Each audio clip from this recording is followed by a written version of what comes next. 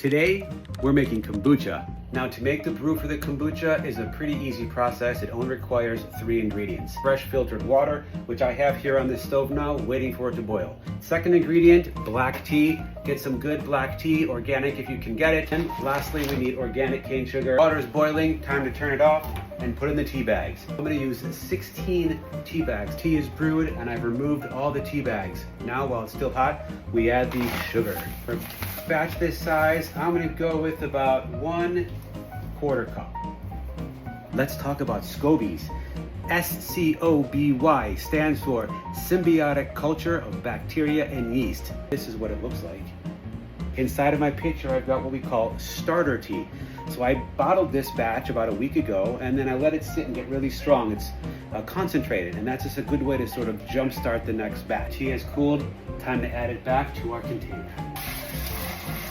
And now we're gonna add our SCOBYs carefully back to the mixture. You want it to breathe, otherwise it will explode. I've just found it easy to use. A couple pieces of clean paper towel. You want it sealed but breathable. I use a rubber band to put it on. There is our finished brew.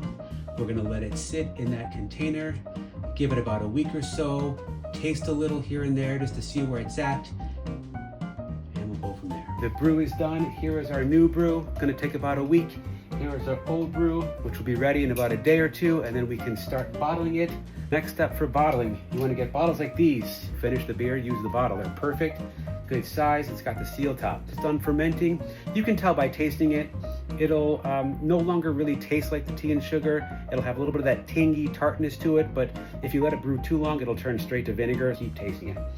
Then you're gonna bottle until you get it all the way down to that little bit left. And you wanna fill them up, but you wanna leave a little bit of room on the top because it will expand and it's gonna create bubbles. Once you've bottled your batch, you're gonna leave your bottle sitting out for 3 to 5 days. This is when the fermentation process goes to phase 2, where it actually gets the bubbles. That happens by sitting in the bottles without being put in the refrigerator. After it's been sitting out for a few days, then you throw it in the fridge.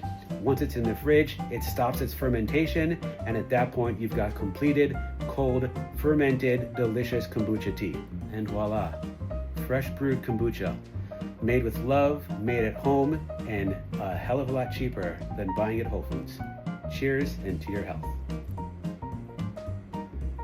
Ooh, that is good.